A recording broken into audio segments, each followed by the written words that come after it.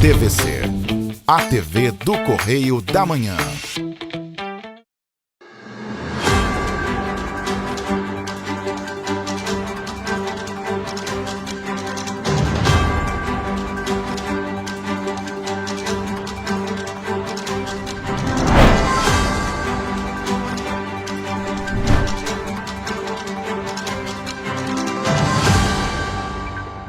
Olá, sejam muito bem-vindos ao nosso Correio Serrano na TV. Muito obrigado pela sua presença, sua audiência. Chegamos à terça-feira com muita informação para você, viu? Olá, Roberta. Olá, Jorge. Olá para você que nos acompanha. A gente chega com muita informação e muito calor, porque aqui em Petrópolis já começa o dia, já começa assim. As mulheres são privilegiadas, né? Mas os homens têm que colocar terno. Tem que estar com terno aqui, bonitinho.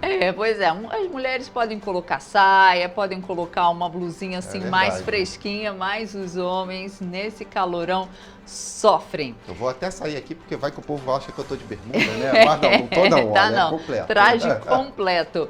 Lembrando que você pode nos ajudar a fazer os nossos telejornais. Mande para cá sua sugestão de reportagem, sua reclamação, sua denúncia para os nossos canais, que são quais? Olha, tvc, correidamanhã@gmail.com, nosso e-mail oficial, e é claro, tem o WhatsApp, o mais fácil de entrar em contato, DDD 24, telefone é o 99323 1675. E hoje o dia amanheceu maravilhoso. E hoje eu fiz uma imagem um pouquinho mais cedo. Olha que imagem linda. Hein? Essa imagem foi realmente do sol nascendo. Ele Bonito. ainda não estava nem despontando ali atrás da montanha. Quando eu olhei, eu falei assim, vou fazer essa imagem de uma vez, porque é isso, a gente acorda um pouquinho mais cedo. Das nossas montanhas aqui, né? A gente acorda um pouquinho mais cedo e é brindado com esse espetáculo da natureza, a gente já fica até mais assim, né? Animado. Como Deus é maravilhoso, né? Vamos então às notícias desta terça-feira, dia 18 de fevereiro. Baixa escolaridade é fator de risco contra declínio cognitivo no país. Caixa começa a pagar Bolsa Família de fevereiro. Obras da tragédia de 2022 ainda não foram totalmente entregues. Petrópolis já registrou 172 casos prováveis e 7 óbitos por Covid-19 em 2025. Prefeitura de Petrópolis e PM intensificam a operação Praça do Bem para combater a desordem urbana no município. Prefeitura e Estado prorrogam atendimentos dos caminhões da saúde em Petrópolis. E mais, Rio alerta para calor extremo e chance de recorde nesta semana. Agora no Correio Serrano, na TV.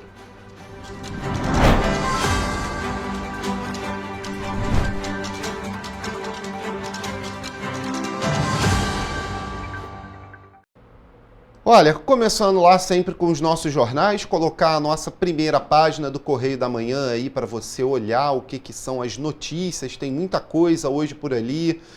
Desmaio da presidente da Petrobras em voo assusta mercado, Magda já esteve em UTI. Ontem, inclusive, teve lançamento lá na Costa Verde do Rio, lançamento aí de novos navios para a Petrobras, mas o fato é que ela desmaiou no avião e alertou o mercado, né?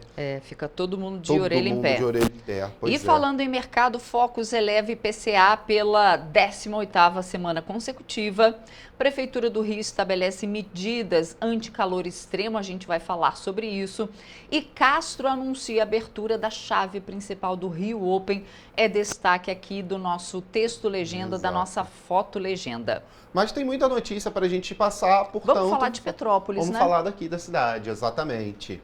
Durante a madrugada do último sábado foi realizada mais uma edição da Operação Praça do Bem, ação conjunta das Forças de Segurança de Petrópolis, incluindo aí a Secretaria de Serviços, Segurança e Ordem Pública, a Polícia Militar, a CPTrans, a Guarda Civil e os fiscais de postura do município, né? O objetivo foi fiscalizar aí bares, estabelecimentos comerciais que descumprem as normas de sossego e ordem pública, além de coibir irregularidades no trânsito. As equipes percorreram a região central, fiscalizando pontos da Rua Nelson de Saerpe, Praça da Liberdade, Rua 7 de Abril e na Rua 13 de Maio. Durante a ação, 7 estabelecimentos foram inspecionados para verificar o cumprimento das normas municipais, incluindo alvarás de funcionamento e regras de emissão sonora. Além disso, 9 motocicletas foram apreendidas por estarem estacionadas em locais proibidos ou apresentarem irregularidades administrativas. O prefeito Ingo Rames ressaltou que a operação faz parte de um esforço contínuo para coibir abusos e garantir o cumprimento das regras. A Operação Praça do Bem se soma a outras medidas adotadas pelo município para reforçar a fiscalização e garantir mais tranquilidade aos moradores. As forças de segurança seguem monitorando pontos estratégicos para evitar novos episódios de perturbação da ordem pública. Pois é, está de parabéns, porque a gente vinha sofrendo muito, a gente já denunciou várias vezes isso aqui, principalmente ali na Castelânia, que os moradores não conseguiam dormir, impossível. Gente, fora a quantidade de pino de droga que tinha no lugar, na Castelânia. Muito importante, até que enfim estão fazendo alguma coisa, graças a Deus. E olha só, na última semana, nossa equipe noticiou a chegada de 2 caminhões da saúde do governo do estado aqui em Petrópolis. E por conta da alta demanda de consultas, os atendimentos foram prorrogados até amanhã, dia 19. Vamos conferir. Os atendimentos das 2 carretas com equipamentos modernos para a realização de exames de mamografia e ultrassonografia vão oferecer os serviços até quarta-feira em Petrópolis. As unidades estão na Praça Dom Pedro, no centro. A ação faz parte de uma parceria da Prefeitura com o governo do estado do Rio, para reduzir filas na saúde e atender a população com maior agilidade. De acordo com o secretário de Saúde, Luiz Kruzik, os caminhões na cidade estão ajudando a reduzir a fila de espera para os exames, principalmente da ultrassonografia, que a fila é grande. Nos primeiros dias, quase 600 pessoas foram atendidas. Para a realização de ultrassonografia mamária em pacientes acima de 40 anos, é necessário apresentar o laudo da última mamografia realizada no período de 1 ano. Para fazer o exame, o paciente deve comparecer no local com a carteira de identidade, a carteira do SUS, comprovante de residência atual e também o pedido médico original. Pois é, e ainda tem mais, né? Porque olha só, aqui em Petrópolis também os moradores têm até o dia 20 deste mês para quitar o IPTU com a cota única, com um desconto aí de 7%, não é isso? Pois é, a Prefeitura disponibiliza essa condição especial para incentivar a regularização tributária e reforçar os investimentos na cidade. Para facilitar o acesso aos carnês do Imposto sobre a Propriedade Predial e Territorial Urbana, o IPTU, a Prefeitura de Petrópolis disponibilizou uma plataforma online no site oficial em petrópolis.rj.gov.br e também criou 5 pontos de atendimento presencial para a emissão da segunda via.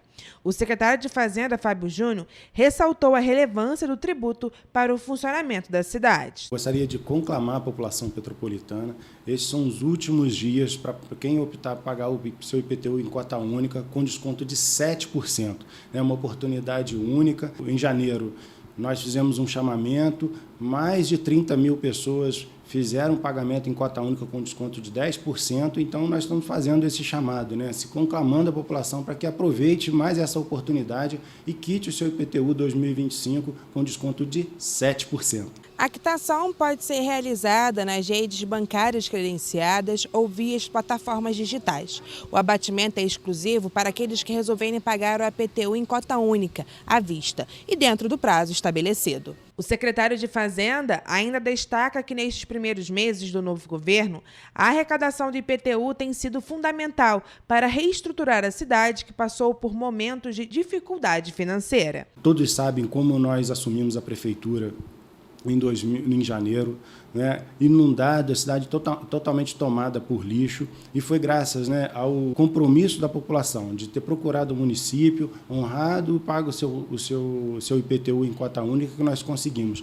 Não só recolher, através da Condep, mais de 11 mil toneladas de resíduos domiciliares, mas também ampliar esse serviço, promovendo uma limpeza pública de qualidade, resgatando, né, a autoestima da população, que é tão importante para a nossa cidade. Ainda segundo a pasta, graças à arrecadação, Compromissos com servidores que estavam em aberto desde dezembro de 2024 estão sendo honrados pela Prefeitura. Está sendo fundamental, não só para a retomada dos serviços públicos, né, trazendo a normalidade, como também honrando alguns compromissos que que deixaram de ser cumpridos em 2024, né, como férias, 1/3 de férias dos servidores da educação, né, consignados dos servidores da saúde, inativos e pensionistas. A Prefeitura recebe a população em pontos presenciais localizados na Secretaria de Fazenda, no Centro de Cultura, no Parque de Itaipava, na Condep e no IMPAS. Esses locais funcionam de segunda a sexta-feira, das 9 da manhã às 5 da tarde. Pois é. E ainda sobre Petrópolis, lá na nossa página 12 do Correio da Manhã, do Correio Petropolitano, a gente tem muitas notícias sobre a cidade, mas vamos falar lá nas Petropolitanas rapidamente. Gilda, voltou, a Gilda da parte Beatriz. De política. Lá embaixo nas Petropolitanas, olha só, tem uma foto da vereadora Gilda Beatriz, que tinha saído para fazer parte do governo municipal de Petrópolis e voltou. Após 48 dias, Gilda Beatriz volta à Câmara. O período no Executivo Municipal foi curto. Após 48 dias atuando como secretária da pessoa com deficiência, mobilidade reduzida e doenças raras, e na Secretaria de Direitos e Políticas para Mulheres, Gilda Beatriz voltará para o Legislativo. Na última segunda-feira, ontem, o suplente Henrique Laranja divulgou um vídeo nas redes sociais se despedindo do Legislativo. Apesar do motivo pelo qual deixou o Executivo não ter sido divulgado, o retorno à Câmara pode ser tenso. Na última sessão legislativa, por cerca de 50 minutos, os parlamentares Gil Magno e Léo França criticaram a atuação de Gilda Beatriz. Então parece que vão ser farpas para todos os lados. E o Henrique Laranja, que era suplente, só ficou alguns dias, me parece que 2 semanas, só teve um gostinho muito rápido da Câmara de Vereadores. Mas vamos passar então, porque a gente ainda tem muita notícia. Muita coisa, a gente vai para um contexto mais nacional agora, falando da Caixa Econômica Federal, que começa a pagar a parcela de fevereiro do Bolsa Família. Recebem, então, começaram a receber, né, a partir dessa segunda-feira, os beneficiários com o número de inscrição social NIS de final 1. Os beneficiários do Rio Grande do Sul recebem um pagamento também nessa segunda, independente do NIS, tá? Independente do número, para lá é para todo mundo. O pagamento unificado vai beneficiar cerca de 620 mil moradores do estado. Quem vive em municípios em situação de emergência ou estado de calamidade pública em outros estados também recebe o Bolsa Família nesta segunda-feira, independentemente do NIS. O valor mínimo corresponde a R$ 600. Além do benefício mínimo, há o pagamento de 3 adicionais. O benefício variável familiar Nutris, que é pago em 6 parcelas de R$ 50, a mães de bebês de até 6 meses de idade para garantir a alimentação da criança. O Bolsa Família também paga um acréscimo de R$ 50 a famílias com gestantes e filhos de 7 a 18 anos e outro de R$ 150 a famílias com crianças de até 6 anos. No modelo tradicional do Bolsa Família, o pagamento ocorre nos últimos 10 dias úteis de cada mês. O beneficiário pode consultar informações sobre as datas de pagamento, o valor do benefício e a composição das parcelas no aplicativo Caixa Tem, usado para acompanhar as contas poupanças digitais do banco. Além do benefício integral, cerca de 2,5 milhões de famílias estão na regra de proteção em fevereiro. Em vigor desde junho de 2023, essa regra permite que famílias cujos membros consigam emprego e melhorem a renda recebam 50% do benefício a que teriam direito por até 2 anos, desde que cada integrante receba o equivalente até meio salário mínimo. Pois é, ainda tem mais ainda, porque na baixa escolaridade no Brasil, né, figura aí atualmente como o maior fator de risco para o declínio cognitivo, característica ligada a quadros de demência, viu? A conclusão é de um estudo liberado pelo professor da Universidade Federal do Rio Grande do Sul, Eduardo Zimmer, com apoio do Instituto Serra Pilheira e publicado aí no periódico The Lancet Global Health. Vamos conferir. Em nota, o Instituto Serrapilheira avalia que o estudo é importante porque contraria a premissa prevista na literatura científica de que o declínio cognitivo é causado sobretudo por fatores como idade avançada e sexo. O novo artigo amplia o leque de riscos de perda de cognição, considerando as particularidades de outros contextos. O estudo demonstra que modelos de pesquisas desenvolvidas em países de alta renda não são replicáveis para todo tipo de nação. Por meio do uso de inteligência artificial associadas a técnicas de machine learning, a pesquisa analisou dados de mais de 41 mil pessoas na América Latina, divididas em 2 grupos: países de baixa e média renda, como o Brasil, a Colômbia e o Equador, e países de alta renda, como o Uruguai e o Chile. No Brasil, foram 9.412 casos analisados, oriundos do estudo longitudinal da saúde dos idosos brasileiros. A baixa escolaridade foi o maior fator de risco para casos de declínio cognitivo, seguida de sintomas de saúde mental, atividade física, hábitos de fumo, isolamento social, entre outros. Idade e sexo, considerados fatores de risco mais proeminentes globalmente, aparecem de forma menos relevante em termos estatísticos. No Brasil, cerca de 8,5% da população com 60 anos ou mais apresenta algum tipo de demência, algo em torno de 2.710.000 pessoas, conforme dados do Ministério da Saúde. A projeção para 2050 indica que esse número pode aumentar para 2.600.000 diagnósticos no país. E cerca de 1,8 milhão de trabalhadores com carteira assinada nascidos em janeiro podem sacar, a partir desta semana, o valor do abono salarial do Programa de Integração Social, o PIS, e do Programa de Formação do Patrimônio do Servidor Público, PASEP, em 2025, ano base 2023. A quantia está disponível no aplicativo da Carteira de Trabalho Digital e no portal gov.br. Ao todo, a Caixa Econômica Federal vai liberar 2 bilhões e 100 milhões de reais neste mês. Aprovado no fim do ano passado, o calendário de liberações segue o mês de nascimento do trabalhador. Os pagamentos ocorrem de 17 de fevereiro a 14 de agosto. Neste ano, quase 31 bilhões poderão ser sacados. Segundo o Conselho Deliberativo do Fundo de Amparo ao Trabalhador, o abono salarial de 2025 será pago a 25 milhões e 800 mil trabalhadores em todo o país. Desse total, cerca de 22 milhões que trabalham na iniciativa privada receberão o PIS e 3 milhões e 800 mil servidores públicos, empregados de estatais e militares têm direito ao PASEP. O PIS é pago pela Caixa Econômica Federal e o PASEP pelo Banco do Brasil. Como ocorre tradicionalmente, os pagamentos serão divididos em 6 lotes, baseados no mês de nascimento. O saque começará nas datas de liberação dos lotes e vai acabar em 29 de dezembro de 2025. Após esse prazo, será necessário aguardar convocação especial do Ministério do Trabalho. Tem direito ao benefício o trabalhador inscrito no PIS/PASEP há pelo menos 5 anos e que tenha trabalhado formalmente no mínimo 30 dias no ano base considerado para apuração, com remuneração mensal média de até 2 salários mínimos. Também é necessário que os dados tenham sido informados corretamente pelo empregador na relação anual de informações sociais. Pois é, e tem muito mais no nosso jornal. Você confere acessando o nosso site ou indo às bancas. Aqui na nossa região tem o Correio Petropolitano, apenas R$2 você confere todas as notícias. A gente faz agora um rápido intervalo e na volta você vê que o Rio alerta para calor extremo e chance de recorde aí de altas temperaturas nesta semana. E tem o Correio Esportivo. O Correio Serrano volta já.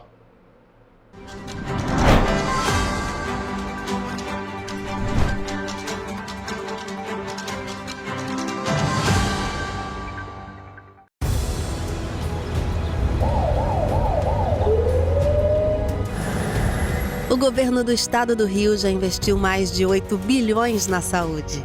E se eu dissesse que esse é o maior investimento na saúde já feito em toda a história do Rio? Eu diria que melhorou, mas eu quero mais.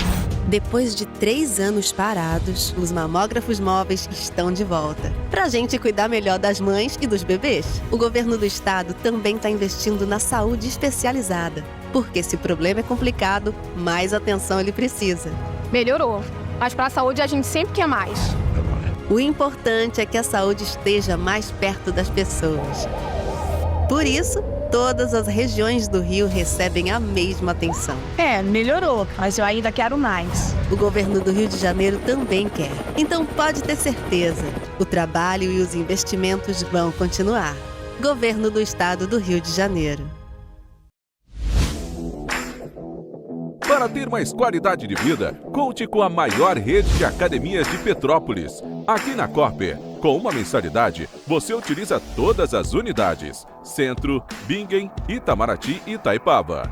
Com planos a partir de R$ 95,00.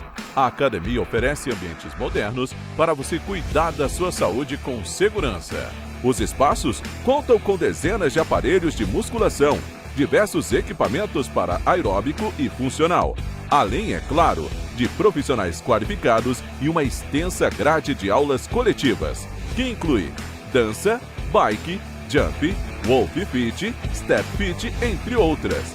Nossas estruturas são equipadas com salas de musculação e aulas coletivas, salas de avaliação física e nutricional, vestiários e estacionamentos amplos. Venha nos fazer uma visita e surpreenda-se! Rio de Janeiro, atração o ano inteiro. Tem descanso, tem folia, noite e dia, alegria, sol e praia, diversão. No prato ou copo, a festa, o bar, museu ou bloco. Show, cultura, história, gravado na memória e no seu coração. Rio de Janeiro, vem se apaixonar. Rio de Janeiro, vem se apaixonar. Cidades maravilhas, campo, mata, serra e trilha, em estado de emoção. Tem o Rio de Janeiro, que você já ama, e o Rio, que ainda vai conquistar você. Apaixone-se pelo Rio. Rio de Janeiro, vem se apaixonar. Rio de Janeiro, vem se apaixonar. Governo do Estado do Rio de Janeiro. Um bom jornal tem que ser direto, tem que ser direito. Não ser de esquerda ou de direita, mas direito. É ter coragem de informar a verdade e não impor a sua verdade. É respeitar a inteligência do leitor e vontade do eleitor. Correio da Manhã, um jornal que há 123 anos tem a coragem de ser direto e direito. Em uma banca perto de você.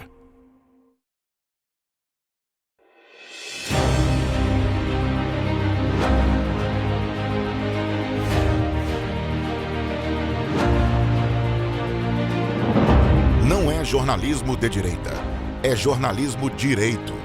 Correio Petropolitano. Tudo que seu jornal não deveria ter deixado de ser. Todos os dias, em uma banca perto de você.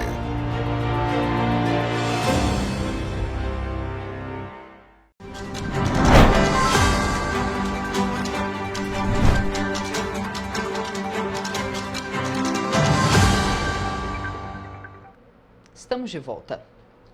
E o governo do estado, por meio da Polícia Militar, iniciou na manhã da última segunda-feira em Duque de Caxias a Operação Impacto, planejada para reduzir os índices de roubos de veículos de rua e de carga na região.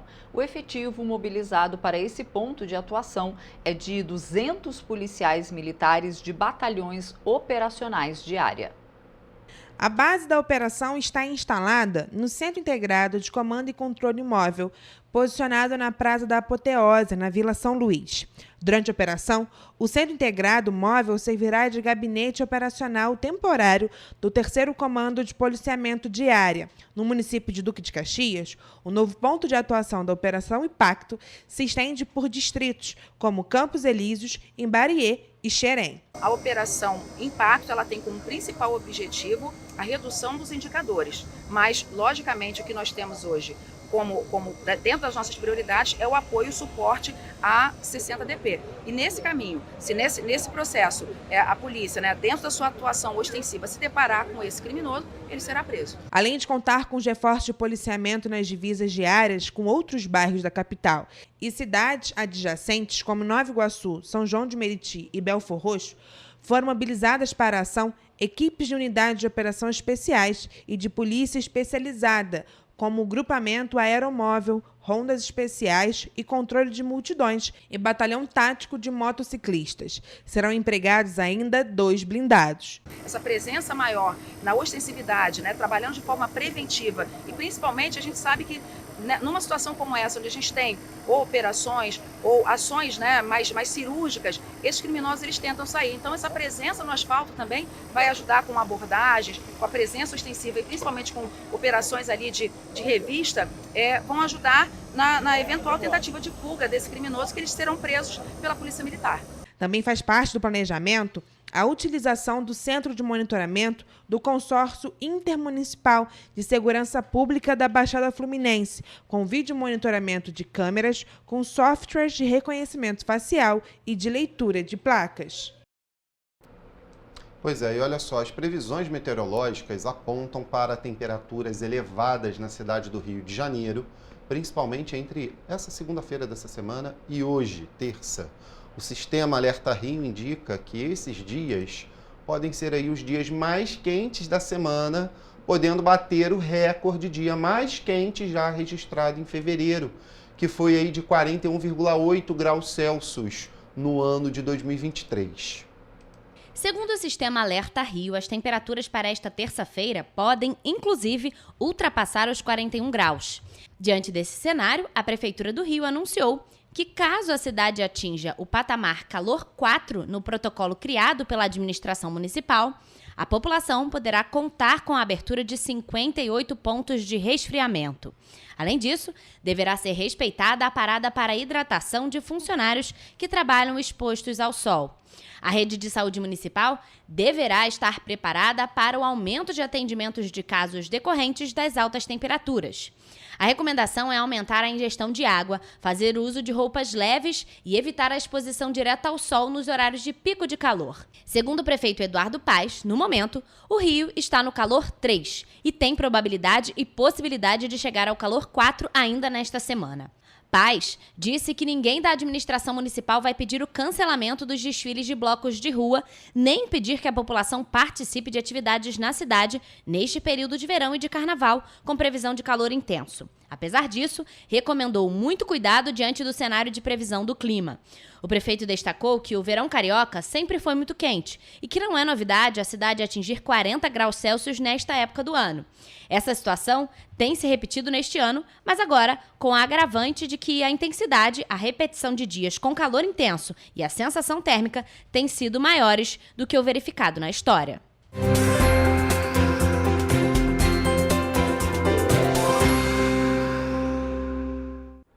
Começamos mais uma previsão do tempo, hoje trazendo atualizações de como será o clima e a temperatura para esta terça-feira, dia 18 de fevereiro. E já adianto a vocês, a previsão é de elevação na temperatura para todo o estado do Rio de Janeiro. Em Nova Friburgo, a temperatura vai marcar mínima de 20 e máxima de 32 graus. O dia será de sol e poucas nuvens no céu e a intensidade dos ventos deve transitar entre fraca e moderada. Em Teresópolis vai estar ainda mais quente, com temperaturas que variam entre mínima de 20 e máxima de 35 graus. Claro, não chove durante esta terça-feira e o dia será de sol e tempo claro. Em Petrópolis, o dia também será de sol, mas dessa vez com possibilidade de aumento das nuvens no céu. Os termômetros começam a se aproximar aí dos 40 graus Celsius, marcando mínima de 20 e máxima de 36 graus. Já em Paraíba do Sul, a máxima pode chegar aos 37 graus, enquanto a mínima pode marcar 22 graus. A previsão é de dia ensolarado e poucas nuvens no céu a partir do período da tarde. E para finalizar, vamos à cidade mais quente da nossa região de cobertura, Três Rios, que amanhã vai marcar mínima de 23 e máxima de 40 graus Celsius, como vocês podem acompanhar ao lado.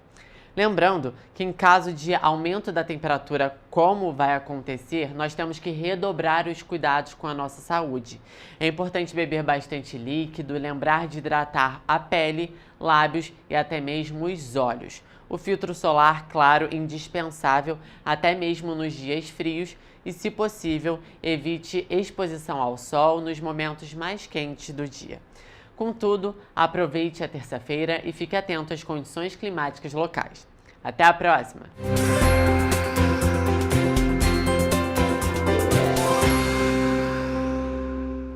Pois é, tem que ficar atento, principalmente com esse calorão por conta de chuva forte.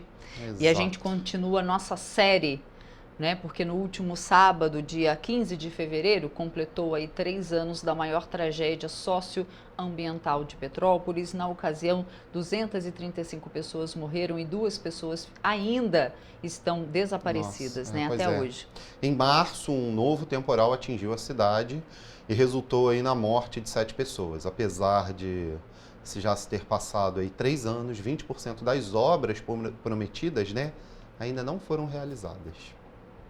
De acordo com a Defesa Civil de Petrópolis, foram 10.700 ocorrências registradas no dia 15 de fevereiro de 2022. Apesar de já terem se passado 3 anos, alguns locais ainda apresentam um cenário de destruição que não mudou muito. O local mais afetado foi o Morro da Oficina, na região do Alto da Serra, em que 93 pessoas morreram e foi o epicentro da tragédia. As obras do Morro da Oficina estão sendo realizadas por meio de um empréstimo da Prefeitura, feito durante a gestão do ex-prefeito Rubens Bom Tempo, com a Caixa Econômica Federal e orçadas em mais de 80 milhões de reais. O Morro da Oficina não é o único local em que os resquícios permanecem. No Vila Felipe e no Caxambu, casas atingidas se camuflam em meio à vegetação que cresce ao redor. Segundo o governo atual, das obras iniciadas em 2022, ainda sob a gestão de Rubens Bom Tempo, 20% ainda não foram entregues. Na época, o governo do estado auxiliou com o envio de equipamentos e se responsabilizou por parte das obras da cidade, entre elas da Rua Nova, da Rua Olavo Bilac e do túnel Extravasor, no Quissamã. Segundo a secretária de Infraestrutura e Obras Públicas do Estado, as intervenções estão na reta final e passam de 90% de conclusão. Foram mais de 282 milhões em investimentos após as chuvas de 2022. Apesar da crise financeira deixada pela última gestão municipal, o atual vice-prefeito e secretário de Meio Ambiente, Albano Filho, afirma que a nova gestão está tomando medidas para evitar que novas tragédias voltem a acontecer. Em 2022 tivemos 200 e poucas mortes, se acompanhou, né? Foi uma coisa muito desagradável para toda a nossa cidade. Então a gente quer estar junto para ajudar, para que não tenha acontecimentos mais como esse e que nossa cidade seja bastante segura. Apesar das intervenções paliativas, a cidade ainda precisa de novas obras de prevenção. De acordo com o Mapa de Risco Geológico de Petrópolis, produzido pelo Departamento de Recursos Minerais do Estado do Rio de Janeiro, 15.168 casas ainda estão em locais de risco. O estudo apontou 755 setores de risco. Além desses índices, cerca de 3.000 famílias atingidas por diferentes tragédias socioambientais na cidade aguardam por um novo lar. Segundo Cláudia Renata, líder do movimento Aluguel e Moradia de Petrópolis, muitas medidas precisam ser tomadas. A gente precisa de uma política pública habitacional com urgência, não só focada no Minha Casa Minha Vida, porque hoje o programa do Minha Casa Minha Vida está voltado mais para as famílias que perderam suas casas próprias em tragédias socioambientais aqui na cidade. Só que a gente tem aí um quantitativo de famílias que querem ter uma casa digna e segura. Com investimento de 30 milhões de reais, no dia 30 de janeiro deste ano, foi assinado um contrato que deve garantir a construção de 140 novas moradias no bairro Mosela. O contrato foi firmado entre o município, Estado e Caixa Econômica Federal. A previsão é que as intervenções sejam finalizadas até o fim do primeiro semestre de 2027. Com 640 unidades no Mosela, aquele terreno ali do Carrapatão.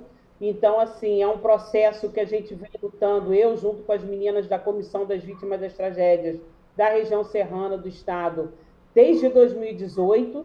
Então, nós já recebemos esse empreendimento do Mosela por 5 vezes, esse mesmo empreendimento desse mesmo terreno. É uma alegria, né? Eu acho que agora vai sair do papel, porque pelo menos é a primeira vez que a gente vê uma solenidade aqui na cidade com assinatura de contratos. A empresa estava aqui, a empresa ao qual eu já estava em conversa desde o meio do ano passado, na articulação, vendo o que poderia ajudar, porque faltou documentações, e aí a antiga gestão, infelizmente, demorou um pouco a passar essa documentação. Apesar de alguns avanços, o dia 15 de fevereiro de 2022 apresentou uma nova realidade para os petropolitanos e a necessidade emergente de se buscar por parcerias e ações para a prevenção da cidade. Por isso, no dia 14 de fevereiro de 2025, o prefeito Ingo Rames recebeu uma carta que foi redigida a partir dos diálogos do Pensar Petrópolis, organizados pelo projeto Morte Zero do Ministério Público do Rio de Janeiro. O documento foi entregue durante uma reunião promovida na Casa dos Conselhos. Nós sabemos de todas as necessidades para termos uma cidade mais segura sob a perspectiva territorial. Agora, o Pensar Petrópolis é saber como fazemos, quais são as estratégias, quem nós vamos convidar e quais são as prioridades, né, dentro da necessidade mais emergencial. Entre as principais propostas presentes na carta estão a atualização na legislação e a realização de levantamentos de áreas suscetíveis a deslizamentos e inundações. Além disso, estão as iniciativas de instalação de um banco de dados através de pesquisas, mapeamentos e informações sobre possíveis desastres. As 242 vítimas fatais das tragédias de 2022 estarão para sempre marcadas na história de Petrópolis. E para evitar que a cidade viva novos capítulos de terror, é preciso olhar para o passado, para criar medidas preventivas que possibilitem um futuro seguro e resiliente. Assim, não vai ser necessário que localidades sejam reconstruídas depois de catástrofes, tendo em vista que será possível impedir que elas aconteçam. A gente faz agora um rápido intervalo, mas já a gente já está de volta. Exatamente. E aí temos que falar sobre o Correio Esportivo, as oportunidades de emprego, a gente volta já, viu?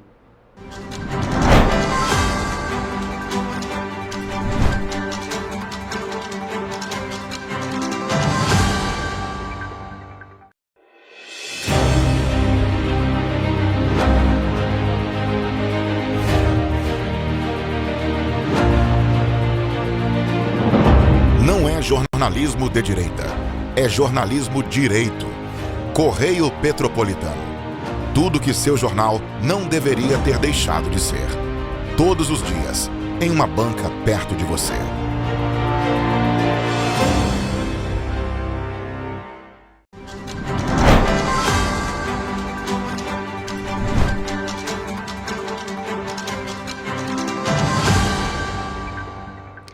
Pois é, e voltamos para falar de um assunto grave. Mais de 170 casos de Covid-19 já foram registrados em Petrópolis nas 6 primeiras semanas epidemiológicas de 2025. O crescimento no número de casos gera grande preocupação na cidade, principalmente por conta da baixa adesão à vacinação. Vamos conferir. O mais recente boletim Infogripe da Fiocruz aponta que a volta às aulas tem causado aumento nos casos de síndrome respiratória aguda grave relacionados à Covid-19 e outras doenças respiratórias. Nessa época, as crianças acabam tendo mais contato, umas com as outras, e acabam ficando mais tempo, dentro da sala de aula, que é um ambiente mais fechado, com menor circulação de ar, que facilita a transmissão dos vírus respiratórios. De acordo com dados do painel Coronavírus do Ministério da Saúde, somente no estado do Rio de Janeiro já foram registrados mais de 4.800 casos prováveis de Covid-19. Além dos casos prováveis, 61 óbitos em decorrência da doença foram anotados no Rio, sendo 6 desses somente na última semana epidemiológica. Em Petrópolis, 172 novos casos e 7 óbitos pela doença viral foram anotados nas primeiras 6 semanas epidemiológicas de 2025. Um aumento na comparação com o mesmo período de 2024, quando foram 164 casos e 7 mortes pela doença. Pensando especificamente nessa população das crianças e adolescentes, a gente recomenda que em caso a criança apresente algum sintoma de síndrome gripal, que ele evite ir para a escola e fique em casa em isolamento, se recuperando da infecção, para evitar transmitir o vírus que ela se infectou para outras crianças, né, dentro da escola. Se não for possível manter a criança dentro de casa, o indicado é que ela vá até a escola usando máscara, principalmente dentro da sala de aula. Outro ponto importante é que as pessoas mantenham a vacinação contra a Covid-19 em dia. Em Petrópolis, apenas 14 doses de vacina da Covid-19 foram aplicadas até o momento em 2025, cerca de 2% do total aplicado em janeiro de 2024, quando foram aplicadas 713 doses no município. E agora a gente vai ver o nosso Correio Esportivo com os nossos craques aí do esporte, da notícia. Vamos ver o que rolou no mundo dos esportes.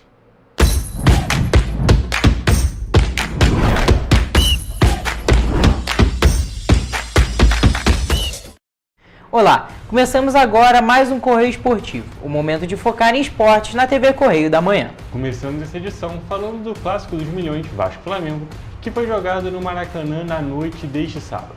Isso aí, Hugo. O Flamengo está classificado para a semifinal do Campeonato Carioca. O rubro-negro venceu o Vasco e assegurou a vaga para as semifinais com uma rodada de antecedência. A vitória por 2-0 foi construída com gols de Bruno Henrique de pênalti e um golaço de Cebolinha.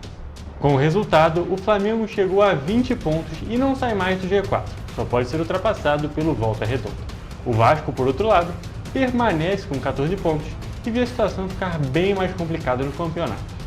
Hugo, a gente viu um primeiro tempo ali do jogo absurdo, né? O Vasco não jogou no primeiro tempo. Eu acho que nesse primeiro tempo a gente tem que ver por dois lados. Foi um primeiro tempo surreal do Flamengo. Eu acho que foi a melhor atuação do Flamengo desde a Supercopa do Brasil, que jogou muito bem também. E se foi o melhor primeiro tempo do Flamengo, foi o pior primeiro tempo do Vasco, porque o Vasco foi passivo o primeiro tempo todo. Eles não estavam indo nas sobradas de bola, não estavam fazendo nada. O Vasco foi muito, muito inferior ao Flamengo nesse primeiro tempo. Foi uma atuação bizarra. O Vasco não conseguiu jogar no primeiro tempo. O Vasco tentou contra-atacar, mas o Flamengo ficava com a bola, recuperava a bola muito rápido depois que perdia no ataque do Vasco. E o segundo tempo deu uma melhorada. O Carille mexeu e deu uma retomada ali para os ânimos do Vasco. Ainda falando do primeiro tempo, você disse que o Vasco tentou contra-atacar. Eu acho que nem isso, porque não conseguiu ultrapassar o meio de campo. Foi uma atuação pífia. O Léo de Carmona, inclusive, que é um grande comentarista, falou na Sport TV que era uma atuação que não estava nem perto do tamanho do Vasco, nem perto da história do Vasco e nem perto do próprio elenco do Vasco, que o elenco do Vasco é muito inferior ao do Flamengo, isso é fato. Você olha para o banco de reservas dos dois, você já consegue ver a diferença dos times, mas foi uma atuação verdadeiramente vergonhosa. No segundo tempo, apesar de não termos tido nenhuma mudança de jogador, o Vasco voltou para o segundo tempo com o mesmo time do primeiro, foi outra história. Até os 25 minutos, que é ali o momento da parada técnica, ouso dizer, inclusive, que o Vasco foi superior ao Flamengo. Teve bola na trave do Verratti, uma cabeçada, que é a especialidade do jogador, e o Vasco foi muito melhor, porque o técnico conversou com o time, mudou algumas posições, botou os jogadores em posições certas, tipo o Zuccarello, que é promessa da base do Vasco, colocou ele para jogar no lugar onde ele sabe jogar e o time funcionou. E a disparidade, que era muito grande, ficou um jogo bem igual, com o Vasco sendo até um pouco superior. A gente tem que ressaltar a atuação do Wesley, lateral direito do Flamengo. Vinha numa péssima temporada no ano passado, no comando do Tite. Felipe Luiz chegou e mudou totalmente o jogador, né?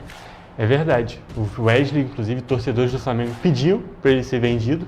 Ano passado, se não me engano, ele teve uma proposta da Atalanta da Itália e ninguém entendeu por que o Flamengo não quis vender ele no final das contas, o que aconteceu com a negociação, que era um valor alto. E a gente vê que o torcedor, querendo ou não, pelo mais que acompanha futebol, os dirigentes eles sabem de mais coisas, os analistas sabem de mais coisas. Porque o bom trabalho dele hoje é com certeza fruto de muito trabalho por fora, por trás das câmeras, por trás dos treinamentos, porque é um grande jogador mesmo. O primeiro tempo dele é surreal e o segundo tempo, principalmente depois dos 25 minutos do segundo tempo, que o time do Vasco já estava mais cansado, é verdade, ele foi muito, muito bem. Hugo, a gente viu até o Wesley recebendo o apelido de Wesleandro. Ele incorporou o futebol do Leandro ali, ídolo do Flamengo, né? Um dos maiores ídolos do Flamengo. Cara, jogou absurdo.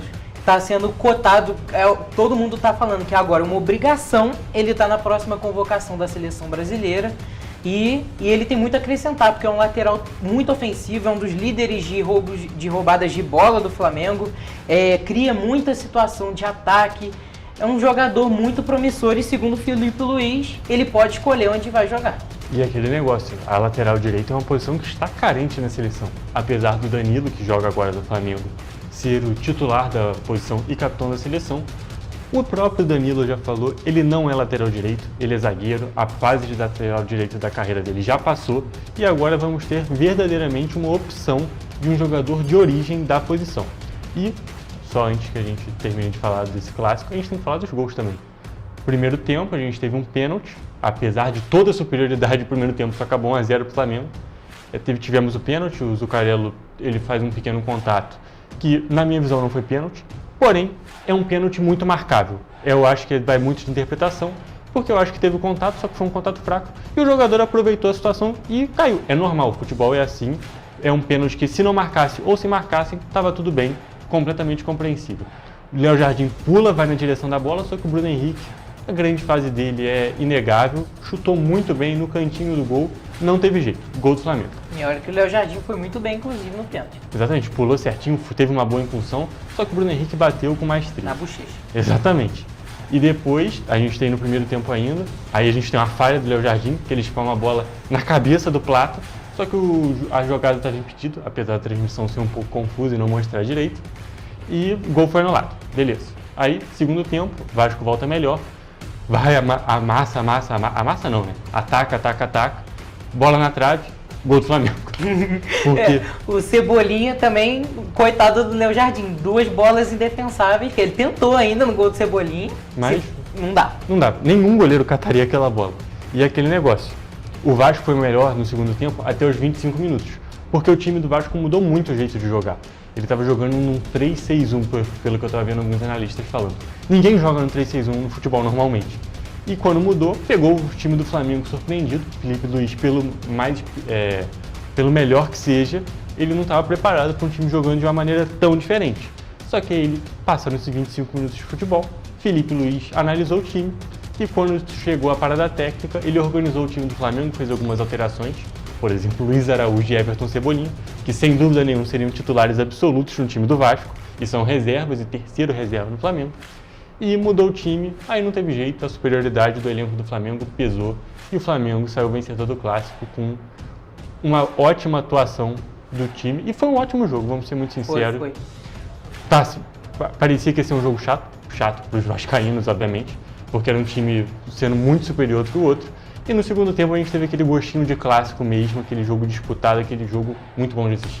Hugo, a gente já falou muito do jogo do Flamengo, a gente tem que falar agora do Fluminense e do Botafogo, que também jogaram nesse final de semana. É verdade. O Fluminense venceu o Nova Iguaçu por 2-0 no Maracanã, com os gols dos irmãos Germancano e Garnóbio, um argentino e um uruguaio, e chegou aos mesmos 14 pontos do Vasco no Campeonato Carioca. Ainda assim, o resultado não foi suficiente para fazer o tricolor entrar no G4 da competição.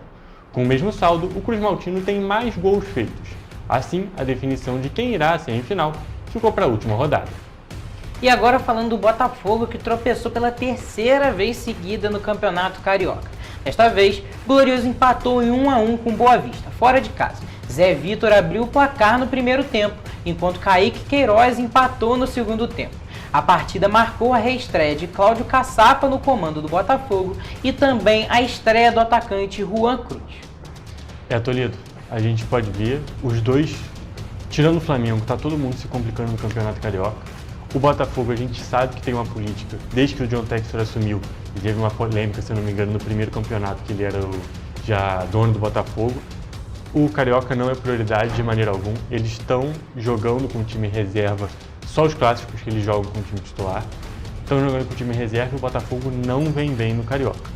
E o Fluminense, que vinha muito mal, está emplacando suas vitórias e possivelmente vai se classificar para a semifinal. Eu gosto de a gente ver cada vez mais um desleixo dos times grandes com o Campeonato Carioca. Isso é uma coisa até triste, né? Porque muitos times pequenos que disputam muitas vezes só o Campeonato Carioca, é a chance de ouro para ele, né? A gente vê muitos jogadores novos desses clubes, que para eles aquilo ali é a chance da vida deles, e a gente vê, infelizmente, um desleixo muito grande da Ferj com o Campeonato Carioca, né? Acho que a gente vê isso muito por conta dos 4 grandes ali, tendo outras prioridades. Acaba que, igual, o Flamengo jogou contra o Botafogo na Supercopa, agora o Botafogo também vai jogar a Recopa na Argentina, tem outras prioridades, a gente vê isso, eu pelo menos vejo como uma coisa crítica. Com certeza, o futebol carioca tem muita história, tem muito valor, muito importante para a história do futebol brasileiro, e a gente vê que seu principal campeonato até certo momento da história, que existiu por muito tempo, os times priorizavam o Carioca e não a Libertadores, e hoje em dia o campeonato carioca só cai. A gente tem, vamos falar a verdade, a gente tem péssimas arbitragens, jogos cercados de polêmica em lances bobos. A gente não tem incentivo financeiro para os times, nem grandes, nem para os pequenos.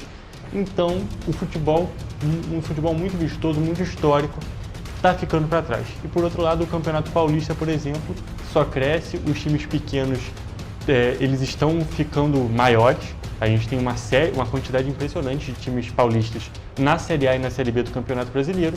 E no futebol carioca, a gente tem Vasco, Flamengo, Fluminense e Botafogo na Série A, e a gente agora tem Volta Redonda na Série B. Mas é um número muito pequeno pensando na comparação com outros estados, principalmente com São Paulo, que é o outro principal estado do futebol brasileiro. A gente vê até a situação do Mirassol. O Mirassol tem um dos melhores centros de treinamento do Brasil e subiu só agora para a Série A. E, cara, no Brasil, quer dizer, no estado do Rio de Janeiro, não tem nenhum time que tenha uma infraestrutura igual a do Mirassol, tirando os 4 grandes. É verdade. E quem disse que todos os 4 grandes têm? Porque a gente sabe que o Vasco ainda tem problemas com o CT, apesar de ter tido reforma recente e vai ter mais reforma com a renovação do São Januário e do CT. Apesar disso tudo, o CT do Vasco não é de alto nível. A gente vê coisas infláveis nos CTs, banheiros infláveis para recuperação dos jogadores. O Flamengo, querendo ou não, é o que tem a melhor estrutura dos 4 grandes, porque também é o que teve o melhor planejamento de futebol aqui no Rio. Isso é inegável. O Flamengo, as glórias recentes do Flamengo não são de agora. O Flamengo vem trabalhando desde a gestão do Bandeira de Melo para se reerguer. O Flamengo ficou com um time ruim, mesmo podendo contratar, podendo se endividar, como é costumeiro no futebol brasileiro, e preferiu, não, vamos esperar aqui e a gente vai ter os frutos disso daqui no futuro. E é o que está acontecendo e é o que deveria ser feito. Não times se endividando, times não cumprindo com a palavra com técnicos, jogadores e empresários, e eles priorizando de verdade uma maneira limpa de chegar até lá, né? O que a gente espera para os próximos anos é a esperança, né? Para os próximos anos melhorar o Campeonato Carioca, ter mais vontade de ver os jogos, porque a gente vê os jogadores mesmo não tendo vontade, muito risco de lesão, porque por não ser uma prioridade, o Filipe Luiz já admitiu, como você mesmo disse, não é a prioridade nem de Vasco, nem de Fluminense, muito menos do Botafogo, que jogou a Recopa e vai jogar, jogou a Supercopa e vai jogar a Recopa. A gente quer um campeonato carioca mais disputado e com uma melhor infraestrutura para os jogadores e para quem assiste também. Com certeza, porque ultimamente o Carioca, os jogos bons de verdade, todos os jogos, para o torcedor todo jogo é bom, isso é fato, tirando quando o time perde. Mas para o torcedor todo jogo é bom. Só que aquele jogo que dá gosto de ver mesmo são os clássicos. E se a gente tivesse pelo menos um time, todos os times se enfrentando de igual para igual, não de igual para igual, mas tendo um futebol mais parelho, um futebol bem jogado, um futebol que os jogadores pudessem se esforçar sem medo de perder a temporada, porque lesões acontecem. Mas o problema é você se machucar numa competição que você não vai ter retorno. Você às vezes perde um jogador muito importante em algo que você não vai ter um retorno, e querendo ou não, esse é o primeiro ano em muito tempo que todos os cariocas vão ter calendário nacional e internacional, Vasco, Fluminense na Sul-Americana, Botafogo, Flamengo na Libertadores. E como é que você vai priorizar o campeonato carioca, que não te dá retorno, e você pode ser prejudicado para as outras competições? Então a gente espera que isso melhore, porque a gente quer que os times deem o máximo de si a todo tempo. Agora a gente vai trocar de esporte e vamos falar de tênis.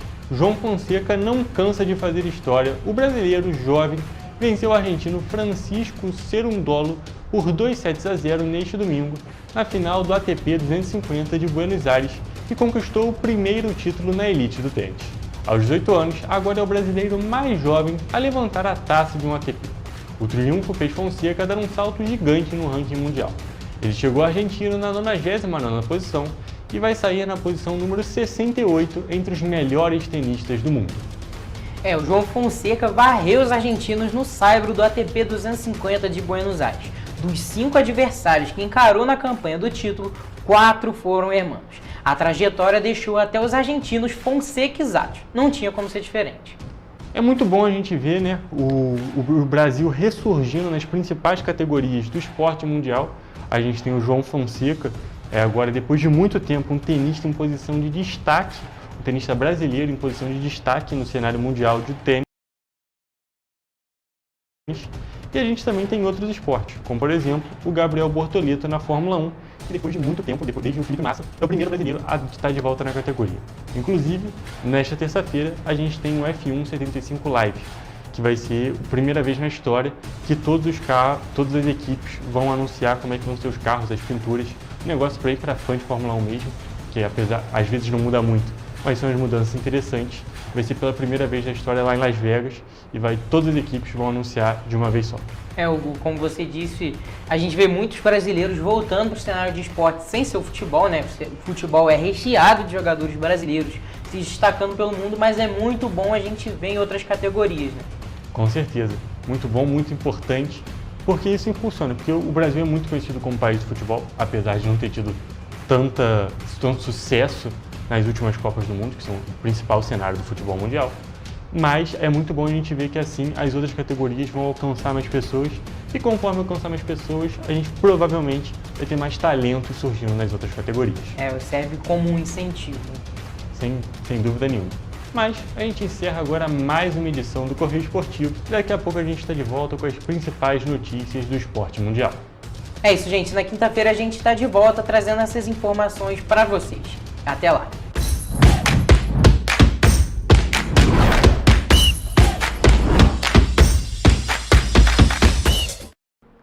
É isso, as notícias do esporte estão aí atualizadas para você e a gente vai terminando a nossa edição amanhã, 7h30. Estaremos de volta com muita informação, né? E esperamos você. Tchau. Tchau, tchau.